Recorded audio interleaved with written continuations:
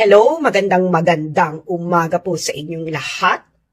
Ito po ang inyong favorite American colony traitor na si Sasrogando Sasot at binabati ko po kayo ng isang revolusyonaryo at mapagpalayang araw sa inyong lahat. Ayan, ako ba inyong naririnig ng maayos? Kung ako ay inyong naririnig ng maayos, pakisabi lamang po sa comment section nang masimulan na po natin ang budget hearing ng Kongreso at ng Senado. Ayan.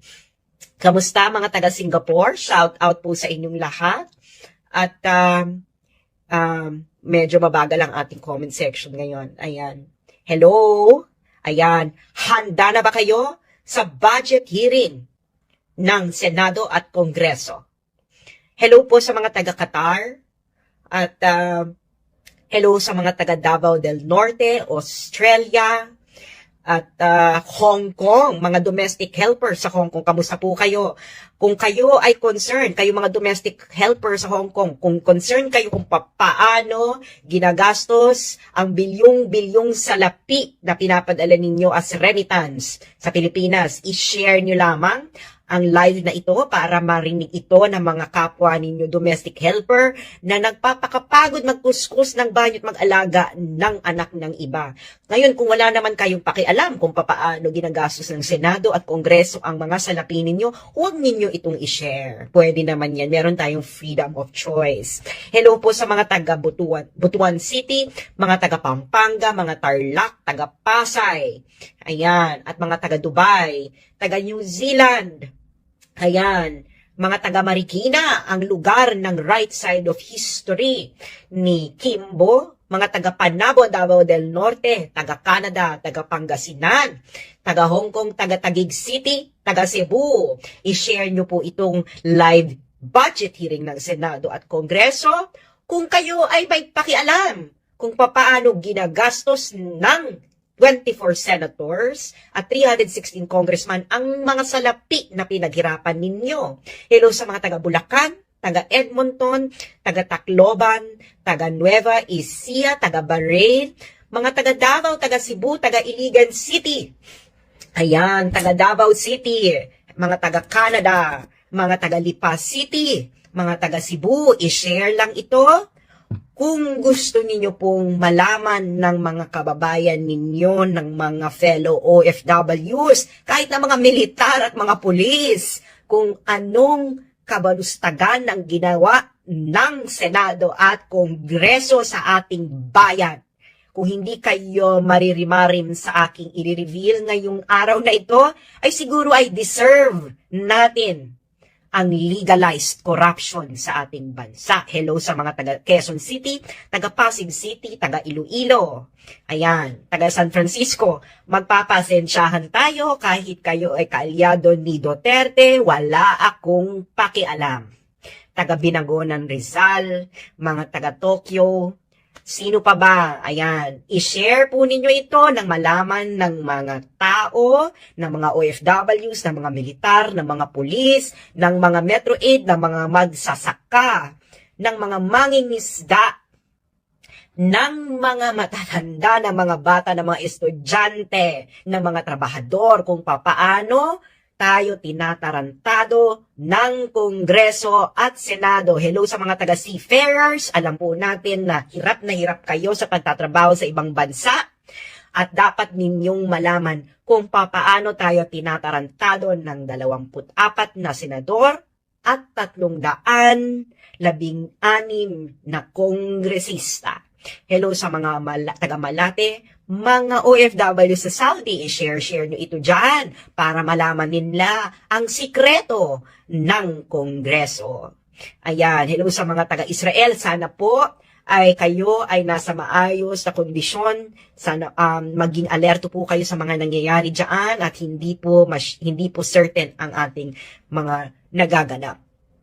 Mga taga Mindanao, mga taga Quezon City, mga taga Samar, lalo ng mga taga Samar, dapat i-share nyo ito kung mayroon kayong pakialam kung paano tayo tinatarantado, sinasalaula ng Kongreso at Senado ang kaperahan na pinaghirapan ninyong pagtrabahuhan.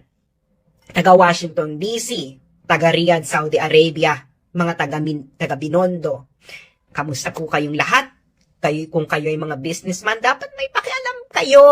Dahil ang mga perang ibinibigay ninyo sa gobyerno bilang tax ay pinaghirapan ninyong mabuti. Okay? Again, kahit ikaw ay kaalyado pa ni Duterte, wala akong pakialam. Quezon City, hello. Cavite, hello. Iloilo, hello. Handa na ba tayo sa budget hearing ng Senado at Kongreso? Hello sa mga taga-Canada at taga-Caloocan at taga-Cebu. Nang malaman ninyo na tayo'y matagal nang ginagago ng institusyon ng Kongreso at Senado. Hello sa mga taga Camarines Norte, taga dyan po kami, sa Camarines Norte, Bicol. Ayan, parehong parents ko po. Hello sa mga taga Legazpi, Albay, taga Malabon. Handa na ba? Kung handa na, ay magpaulan kayo ng maraming hearts. Ayan. Hello ta mga taga Gumaka, Quezon. Ayan. Okay. Siguro naman ay handa na tayo sa ating budget hearing ng Senado at Kongreso. Okay, hello sa mga taga Hong Kong, sa ating mga magigiting na OFWs dyan sa Hong Kong. Alam ko ang hirap ninyo at ako ay parating nasa Hong Kong dati. Ako'y nag-aral dyan. Hello sa mga nasa Taiwan. Kamusta mga Pilipino sa Taiwan? Ang libo-libo po nating mga nasa Taiwan. Sana po ang live nito ay panoorin ninyo at malapit na ang day off ng mga OFWs. Panoorin nyo ito sa Hong Kong at sa Taiwan. Di ba nag-gather kayo tuwing weekend? Weekend na. Halina't pag-usapan natin ang papaano tayo tinatarantado ng Kongreso at Senado kung paano nila tinatrato ang ating salapi. Okay. Hello sa mga taga Singapore at Taiwan. Okay. Sisimulan na natin ang hearing, ang budget hearing ng Senado at Kongreso kasi wala po silang budget hearing, walang gumigisa sa kanila dahil paano naman sila gigisahin? Sila rin ang mag-a-approve ng kanilang budget. Hello at mga taga Macau at taga Bulacan. Okay. Sa mga nakaraang araw, mga kababayan, ang sinabi ng, alam niyo naman na aking reveal na meron silang confidential fund. Okay? Na ito ay classified as extraordinary fund.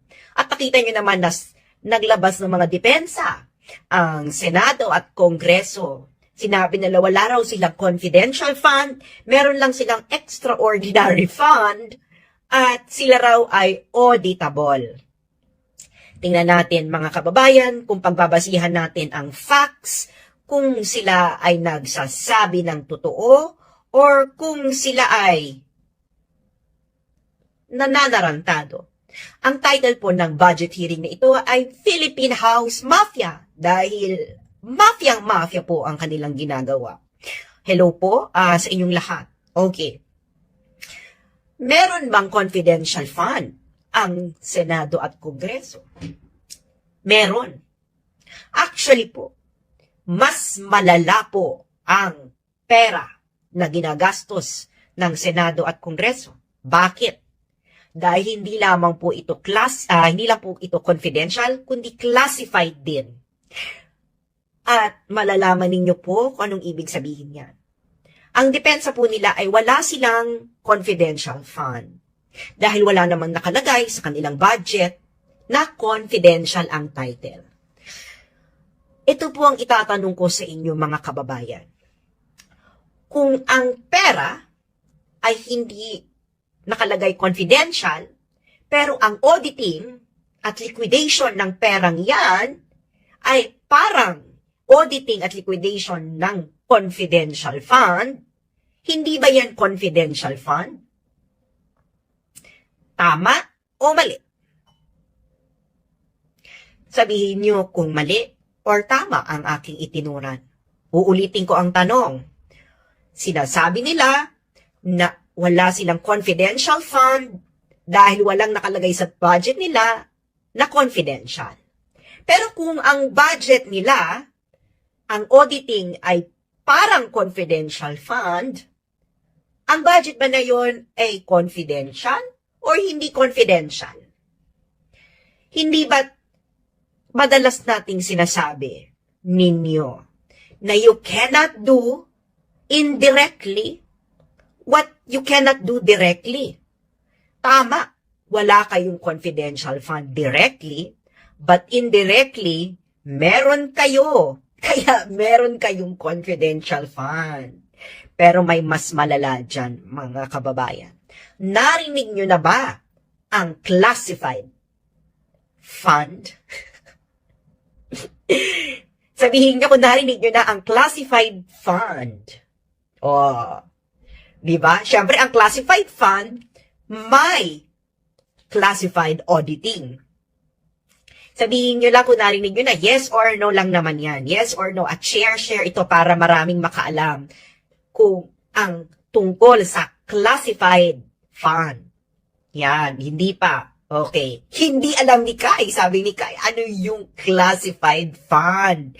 O hindi rin alam ni Eda. Kaya i-share nyo ito dahil maraming hindi nakakaalam sa classified fund. O, ano ba ang pagkakaiba ng confident? Sabi sa military na yung classified fund. Actually, yung sa military, confidential fund lang yun. Ito, classified fund. Oh. Ano bang pagkakaiba ng salitang confidential at classified? Okay. Eto, dito tayo. Papabasa ko sa inyo, ha? Okay. Ang confidential is the lowest category of classified information. Confidential, lowest category. So, ang classified, okay, mas mataas ito sa confidential. Okay. Ngayon, papaano ko na masasabi na ang pondo ng Senado at Gobyerno, ng Senado at Kongreso ay classified? Mga kababayan, narinig niyo na ba ang Concurrent Resolution number 10? Concurrent Resolution number 10 na pinasa noong 2011 at 2012 ng Senado at Kongreso. Narinig niyo na ba? Alam niyo ba yung Concurrent Resolution number 10 na pinasa noong 2011 at 2012? Hello sa mga taga Zamboanga del Sur. Sabihin niyo lang kung yes or no. Yan, yes or no. Concurrent Resolution ng Senado at Kongreso noong 2011-2012. Narinig niyo na ba yan? Hello sa mga taga Nueva Ecija. Naku, wala pang nagsasabing narinig na nila or hindi pa. Ayan. No, sabi ni Katamko, hindi pa. Okay. Eto po. Noong 2011 at 2012, again, wala akong pakialam kahit kaalyado ka pa ni Duterte. Or, noong 2011, nagpasa ng resolution sa Senado. Naghain ng resolution sa Senado si Senador Panfilo Lacson. At ang resolution na ito ay pinasa ng Senado at Kongreso. Kaya nga siya concurrent resolution. Okay? Concurrent resolution number 10. Okay? Ito ay noong 15th Congress. Okay? Alam niyo po ba kung tungkol saan ang concurrent resolution na ito? Babasahin ko sa inyo ang title, ha? Concurrent resolution. Papakita ko na rin para sabayan niyo ako magbasa. Want to see the best lot in the best area of Ajax, surrounded by nature and where you never have to worry about privacy? Check this out.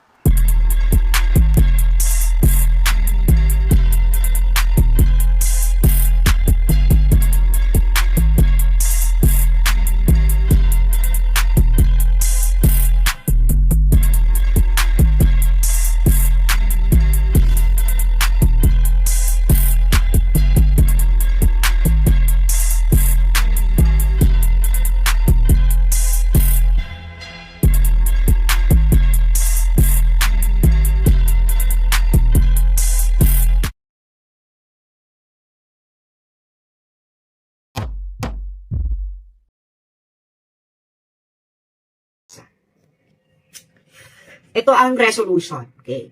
Concurrent resolution number 10, Republic of the Philippines, Congress of the Philippines, 15 Congress. Second regular session, concurrent resolution number 10. Babasahin natin.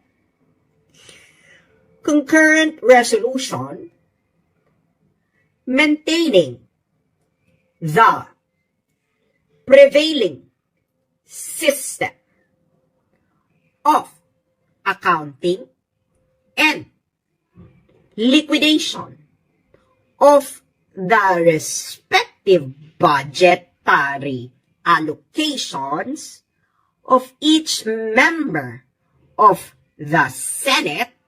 Remember, each member of the Senate and the House of Representatives as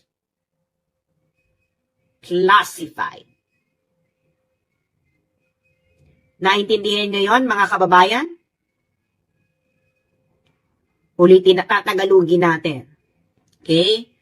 Ang concurrent resolution number 10 na ito ay pinapanatili ang pangkasalukuyang sistema ng accounting at liquidation ng budget na natatanggap ng bawat miyembro ng Senado at House of Representatives bilang classified.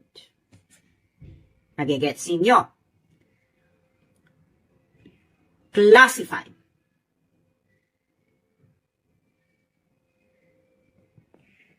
Sabi ni Tanya, may batas pala pero di nila ginawa. Anong pinagsasabi mo? Naintindihan mo ba? Classified ang accounting at liquidation ng budgetary allocation ng bawat miyembro ng Senado at Kongreso. Anong ibig sabihin yan? Ito ang papaano, ganito lang ino-audit. Okay? Dito pa rin tayo sa resolution. Ganito lang ang auditing yan. The Commission on Audit has consistently allowed the current system, liquidation by way of certification. Pipirmahan lang ito ng bawat senador at bawat miyembro ng House of Representatives na ang pera na kanilang ibinigay sa kanila, sa bawat isa sa kanila, ng miyembro ng Kongreso ay gagamitin nila sa maintenance and other operating expenses. Yun lamang ang kanilang kailangan. Sandali lang, may kumakatok. No. Sandali lang, ha? May kumakatok. Kinakatok ako ng housekeeping. Ay, salamat. Kinakatok ako ng housekeeping. Ano bang meron dito? Wala. House rules lang pala. Anyway, so ulitin natin. Liquidation by way of certification. MOOE. Tatandaan nyo yung MOOE. So ngayon, ang sabi nila is System of Accounting and Liquidation of the respective budgetary allocation of each member of the Senate and the House of Representatives ay classified. Classified. So ngayon, may pirma si Belmonte, si Enrile, di ba? Pinasa nila ito 2011 at 2012. Kaya nga, noong 2013, may balita ang Philippine Star. Senate barred COA from fund scrutiny. Diba?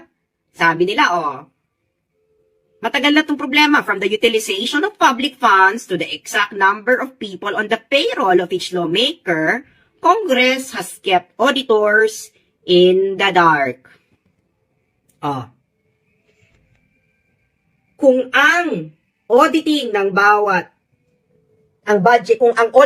budget allocation, tatanong ko uli sa inyo kung ang auditing ng budget allocation ng bawat senador at miyembro ng House of Representatives ay classified, ano ang pondo nila? Di classified. Liquidation by certification lamang ang kailangan nila para sabihin na ang MOOE nila ay ginamit sa MOOE. Ibig sabihin po ng liquidation by certification is, pag ibinigay mo sa akin ang pera, sabihin natin binigyan mo ko ng 100 million, kailangan ko lang gumawa ng kasulatan na yung 100 million na yon ay ginamit ko sa MOOE. Diba? MOOE. Okay. So, kaya, yung mga nagsasabi dyan, bakit ako humingi ng audit report? Dahil alam ko na po ang sagot. Dahil po hindi kayo ma-audit individually. Dahil kayo ay nagpasa ng resolution na classified ang auditing at liquidation ng budgetary allocation sa bawat miyembro ng Senado at Kongreso. Kailangan nyo lang ng liquidation by certification. Hindi kayo makakapag-produce sa amin ng mga resibo at kung ano-ano pa dahil hindi naman kayo required. At sinong gumawa ng batas na ito? Kayo rin, ang Kongreso at Senado. Kayo ang naghirang na ang pondo ninyo ay classified. Huwag nyo kaming bula-bulahin na hindi classified. Para sabihin nyo na hindi classified, edi i-repeal ninyo ang concurrent resolution number 10 noong 2011. Hindi kayo masuscrutinize isa-isa. Dahil nga classified Yaan, kayo mismo ang nagpasa niyan na classified ang information na yan. Kaya, ang ibinibigay nyo lang, pinapakita nyo lang sa mga tao ay yung general itemization. Ipapakita ko sa inyo kung anong itsura ng general itemization. Okay? Available lang kasi sa website ng COA ay 2020. Okay. So ito po ang general, ganito ang itsura ng general itemization. Okay. Ganyan lang basic salary, chairmanship allocation, foreign travel, contractual consultant, consultative local travel, communication, representation, diba? Public Affairs Fund, Central Office Staff, other MOOE. And then that's it. Pero yung auditing, okay? Ang auditing, wala. Hindi namin alam. Okay? Kasi ang auditing po guys, sa mga nakakaalam, alam ito ng mga nagtatrabaho sa kumpanya, mga nagtatrabaho sa mga kawani ng gobyerno, halimbawa, DepEd, DSWD, at iba pa, kahit mga militar, alam to. Ang auditing po, stricto po ito. Hindi lamang po ito resibo. Kailangan ipakita mo na matindi ang auditing. Kailangan papakita mo na necessary na bilhin nga ito. Na, paano yung mga binili noon pa? Anong gagawin doon? Paano siya i-dispose? So, can you imagine, guys? Bibigyan mo ko, okay, ng MOOE. Sabihin natin, bibigyan mo ko ng 6 million per year. Gagawa lang ako ng kasulatan. Nagagastusin ko yan sa MOOE. Wala na. Hindi ko na kailangan magpakita ng resibo. Hindi na ako kailangan i-audit ng COA. Hindi na ako pwedeng busisiin ng COA na ang paggamit ko ng perang inalat sa akin ay hindi pagwawalas. Walang ganong nangyayari sa Kongreso at Senado. Ang pera, pag ibinigay sa kanila na yon.